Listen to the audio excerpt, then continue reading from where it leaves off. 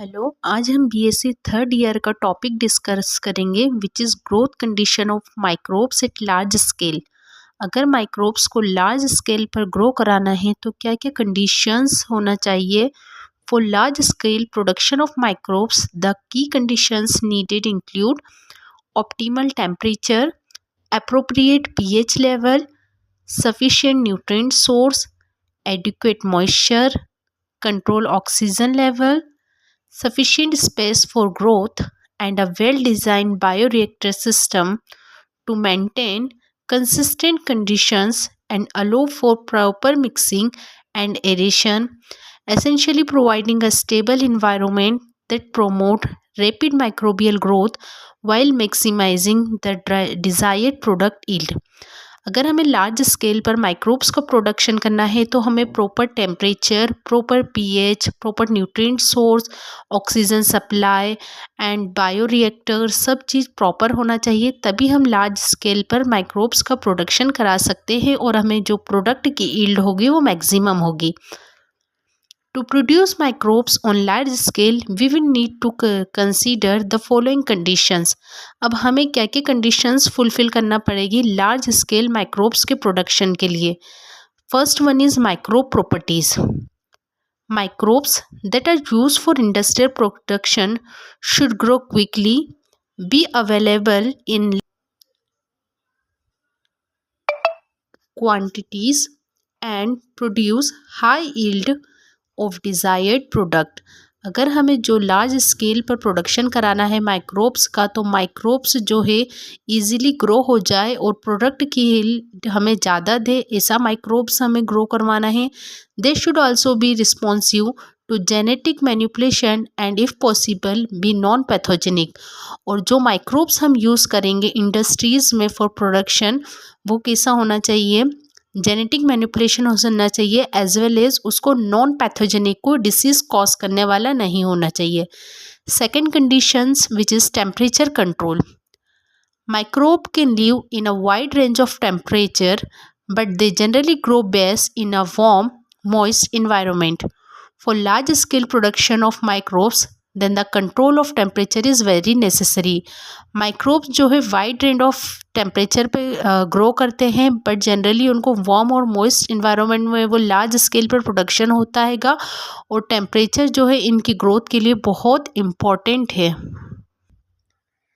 Third one is pH control.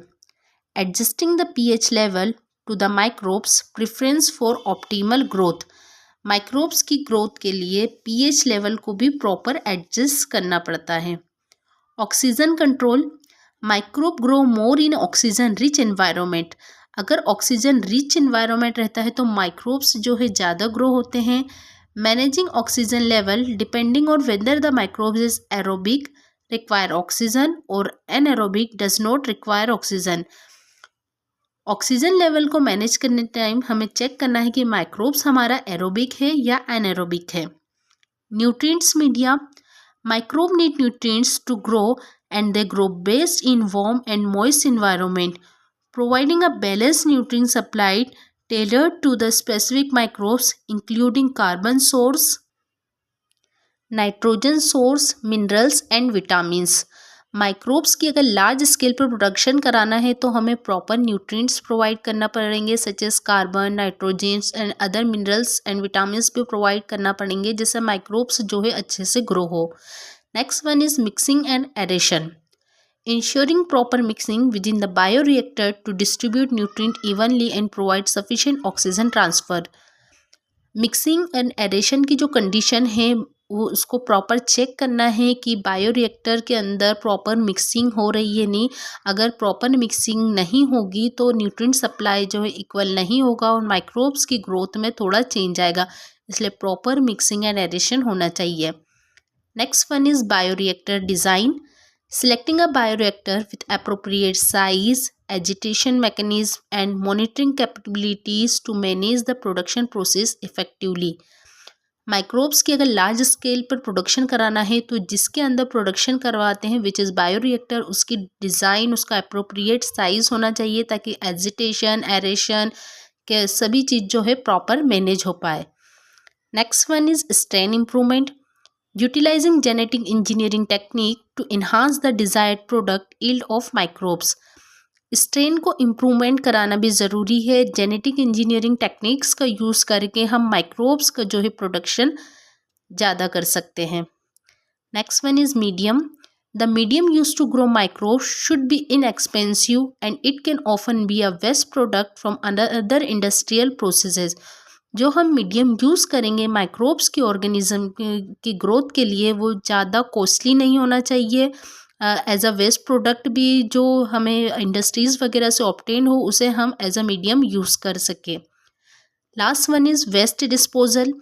There should be a safe and inexpensive way to dispose the large amount of waste product that are produce. और जो भी waste हमारा निकले इसमें से इस पूरी प्रोसेस में, वो उसको हम सेफली कहीं भी डिस्पोज कर दें और हमारा जो वेस्ट प्रोडक्ट जो है कम से कम हमें मिले। These are all about what are the growth conditions required for the large scale production of microbes.